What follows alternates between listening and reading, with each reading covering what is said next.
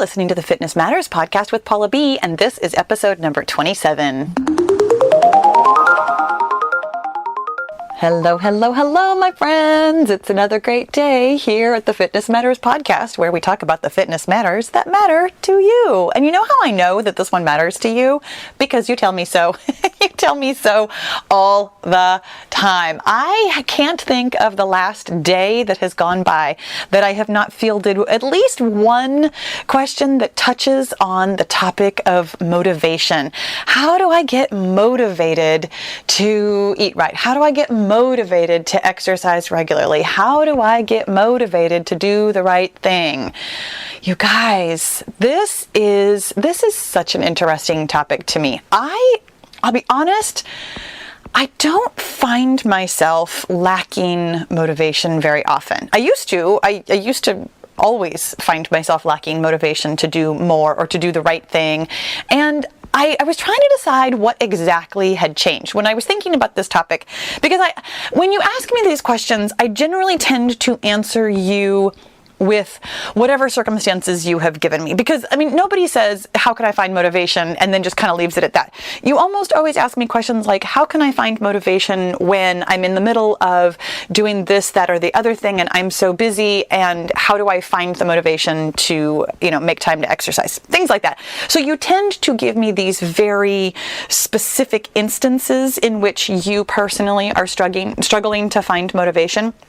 And so when I answer you, I tend to be a little bit more practical about it and try and help you figure out how to work, whatever it is that you're wanting to do into your personal schedule and your circumstances. And upon trying to think about this topic to be a little bit more generalized, I came upon this thought that I've had before, but I hadn't really put into these exact words. And I will tell you that where this idea came from is where a lot of my ideas come from, truly. I listened to a podcast called The Life Coach School, and I have referenced this before, but it's been a while, and so I do want you to know that if you are wondering where some of my ideas come from, I am very, very heavily influenced by the woman Brooke Castillo, who does The Life Coach School, and I will make sure that there's a link in the show notes below so that you can go and listen to that podcast too, because frankly, she dives into the things that I talk about in the same way, but also in a very different way. And one of the things that I like about her is just that she is very practical, very straightforward. And I appreciate that. And I try to give that to you. I also try and throw in my own little brand of humor and my personal stories, which hopefully makes it very relatable for you. But the idea for today's motivational tool, the future self, your future self, truly came directly from the Life Coach School. I have known about this tool, and I have used this tool to some great success. I had just never put it into these words. So having the vocabulary to talk about it was actually really helpful. But kind of as an aside, but also sort of funny, when I sat down to, think about how I wanted to present this topic to you and how I wanted to talk about it, I was thinking about just discussing motivation in general. Because motivation is, I know that we all tend to think of motivation as something that is sort of outside of us, that we can't control and that we don't have anything to do with. It's like the muse, maybe it'll visit you, maybe it won't. Maybe you'll write your great masterpiece, maybe you won't. Maybe you'll paint, maybe you won't, that kind of thing. And I remembered that several years ago, I used to have a podcast that wasn't a podcast. I had a little featurette on the Paula B Fitness YouTube channel that I wanted to expand, and so I broke it off into its own channel called The Buzz. All 114 of you who ever subscribed to the Buzz channel, thank you for that. It was this podcast's earliest incarnation. So I created The Buzz well over 2 years ago at this point. I honestly don't remember the date, and I didn't bother to look it up. I apologize. But I created The Buzz because I wanted to talk to you about this kind of stuff. It was the fitness matter, or the fitness mindset matters informational video thing. I didn't call it a podcast because it wasn't a podcast. And it didn't really take off. because I didn't really put a lot into it, because I wasn't super motivated. No, I was, but I wasn't sure what kind of an incarnation I wanted it to be. I wasn't sure where I wanted it to go. And so it kind of fizzled out. And then later that year, I'm almost positive, is when I started the Let's Run podcast, which I had on the Paula B Fitness channel, again, because it was exercising. So I was exercising, but talking about these things. So it seemed like it was a little bit more integrated. And then now, finally, I truly feel that this is the final destination of this podcast, because all this time, what I really wanted to be doing, apparently, is standing in my closet and pacing back and forth and telling you what's on my mind. Because I actually really enjoy recording the podcast this way. I don't have to be on camera, which I love being on camera, but I also, it takes me a while to be on camera, and recording a podcast is much simpler. I mean, I'm not wearing makeup. I'm not wearing shoes. You know, well, not that I wear shoes anyways, but I mean, I'm not like nicely dressed. I don't have my hair done. I'm not camera ready right now. But anyways, I am going to refer you to one specific episode of The Buzz, the original OG Fitness Matters podcast, where I talked about motivation. And so I watched like the first minute and a half of it today, because I'm like, I don't actually remember exactly what I said. And I really loved what I said in the video. It made so much sense to me. I was talking very practically, though, even though we did talk a little bit about, you know, the mindset part of it. My advice was very practical. So it made me think that it was very much like when I'm trying to answer your really specific circumstances. And yet, what I came up with when I was thinking about this topic, about motivation and where to find motivation, what I kept coming back to was these two principles that honestly, they drive almost everything for me. And number one, you are not going to be surprised to hear this. Number one is to have a clear goal. If you don't have a clear goal, you have no idea where you're going. And therefore, why in the world would you be motivated to go anywhere or do anything? You have to know what you want so that you can be motivated to get it. So don't skip out on step one of motivation, which is having a clear goal. And we have talked about having a goal and choosing your goal and clarifying your goal so many times. I'm not even sure if I can, well, no, there's one specific episode of the Let's Run podcast, I think.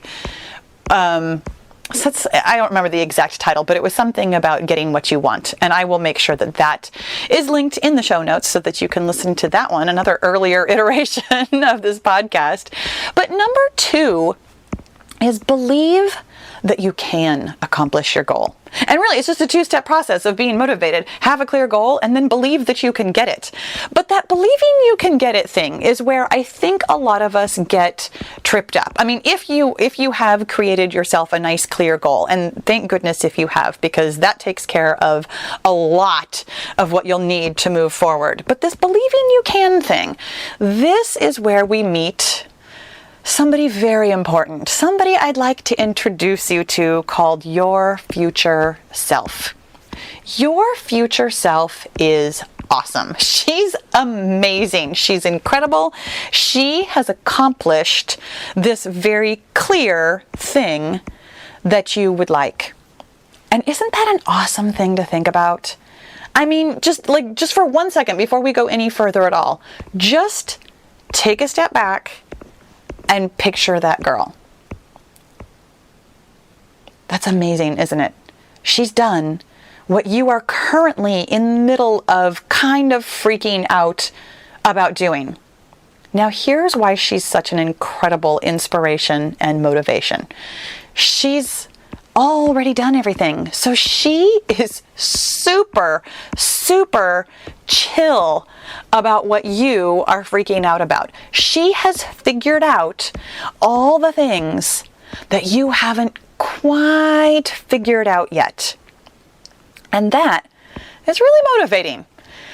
When you think about your future self having already figured out how to set the alarm earlier, how to eat the right foods, how to exercise daily, how to get 1 million subscribers on YouTube, doesn't it just kind of make it seem easier that you could also be that girl? Since, she exists in the future. She's right there. You can see her in your imagination.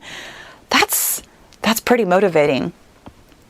Now, the thing that when I used this the very first time, I was training for a marathon, and this was now almost 4 years ago. Oh my gosh, that's so crazy.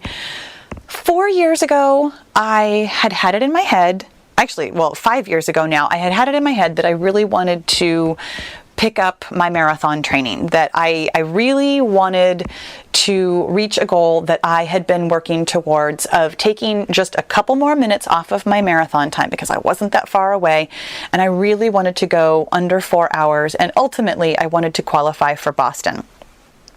And my training, I had taken a couple of different turns. I feel like I have shared numerous times over the years how many failures I endured on my way to finally having some real success at the marathon distance. I had really, really, really struggled with all kinds of things. And I had finally found a training plan that really worked for me. I had finally just really put in the work. And the reason that I was capable of putting in the work, the reason that I felt so motivated, was because I had a clear goal. And while I was running every day, I was picturing my future self. And I was specifically picturing the moment of my future self crossing the finish line at the marathon, looking at her watch and realizing that she had just qualified for Boston, and being surprised and elated and having struggled and having, a rough day, but still persevering. I pictured her every single time I ran, even on days when I was running slow, even on days when I didn't feel amazing, even on days when I was not running marathon pace at all. I was constantly picturing how, not effortless, because I pictured her struggling but pushing through, but how easy she made it seem.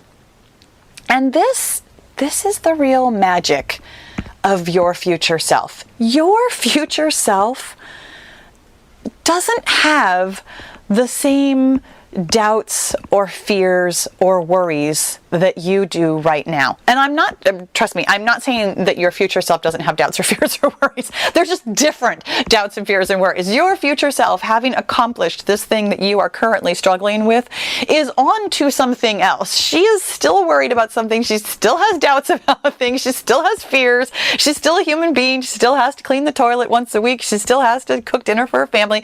She still is a human being. But she doesn't have the same drama in her head about what you are currently having drama about. She's figured it out. And that is glorious to behold. Let me tell you something. My Boston Marathon qualifying future self, when she was a future self, now she's a past self. Don't get confused by all my tense changes here. When she was still my future self, she had figured out all her fueling issues. She had figured out how to handle race nerves. She had figured out her pacing issues. She had figured out how to get the best performance out of herself. She had figured out all of the things that I didn't know. And let me tell you a really interesting story. Picturing that girl, picturing how confident she felt, picturing how she was surprised at what a great performance she turned in, picturing that she knew that she was going to be able to do it, that she, really pulled herself through the last couple of miles that are always difficult. Picturing all of that in my mind and knowing that, that it was me in the future,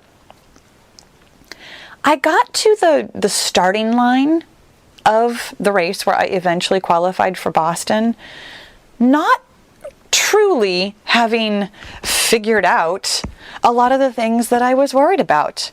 I simply made them happen because I had spent so much time picturing this future self who had already figured it all out.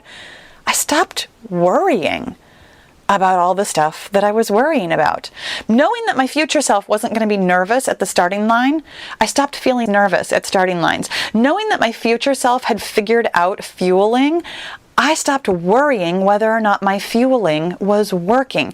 Knowing that my future self was going to be able to get through the struggle of the middle miles and the hard times and wanting to stop or slow down, I didn't worry about stopping or slowing down or struggling because I had already pictured in my mind hundreds of times my future self accomplishing the thing that I then, on that day, accomplished. Your future self is never disappointed in what you are currently doing. Your future self is so proud of every single tiny baby step that you are taking towards your goal right now. Because every single tiny baby step that you are taking towards your goal is a step that got her where she is. Again, I realize that's a couple of different tenses. Just follow along with me there. What you are doing right now, no matter how tiny it seems, is creating your future self. And she's thrilled with that. She's so happy about that. She thinks you're great. And she knows that you've got this covered. You are right on time. You are right where you're supposed to be. You are figuring things out exactly when you need to figure them out to get where she is. She already knows that all of this stuff is going to work out. Spend some time thinking about that. Spend some time with your future self. Now, sometimes you might be really tempted to ask her questions. How did you do it? How did you make it happen? And she can't always give you answers. I mean, your future self, she's kind of quiet, which is weird for me, right? My future self is quiet. No, I don't believe that. But she's kind of quiet when you are spending time with her in your head. She doesn't need to give you answers, though. All she's doing is offering you the motivation of seeing what that can be and feel like. When you picture your future self, yes, you're imagining it, but you're also kind of embodying it, even if it feels a little bit detached, even if you are picturing it kind of third person with, that girl who is you, of course, doing the thing that you want to do, there's still a part of you, a part of your brain that is attached to her, that is feeling what she is feeling. Accessing that kind of confidence, that kind of lack of doubt, lack of worry, just knowing that you're going to be able to handle whatever it is you need to be able to handle, helps you not actually need all the answers to your how questions. When you can focus on the fact that you are capable and will be in the future doing the thing that you want to do, it really helps to let go of a lot of that practical how stuff. Because here's something really interesting that you might like to know. You don't really need to know how. When you guys are asking me about motivation, you also pretty frequently ask me questions about the really teeny tiny nitty gritty specifics of getting somewhere. And I'm happy to give you the specifics that I've got. But the thing that's really funny about telling you, like, here's your list of tasks, here's how this is going to all go down, this is what you should be doing, blah, blah, blah, it's not super necessary. Your future self, when you can access it, has figured it out in one manner or another. And all the details of how kind of take care of themselves when you access this idea of your future self. When you can picture yourself feeling that confidence, having that absolute knowledge that of course this is happening because to her it's already happened. It takes away a lot of that drama, a lot of that needing to know the details, because of course it's going to happen. Right now, I am currently accessing my million subs Paula, my future Paula, who already has 1 million subscribers on YouTube. This is the goal that I am currently working towards. We've talked about it a couple of times since the first of the year when I first started announcing it and actually talking about it. I've thought about it for a while, but now it's just this thing. It's going to happen. And I tell you what, future Paula, who has 1 million subs, has very little drama about the things that I have drama about on a daily basis. Is this a good title? Is this a good thumbnail? Am I taking my channel the direction it needs to go? What about this exercise? Is this exercise the one that needs to be in this particular workout?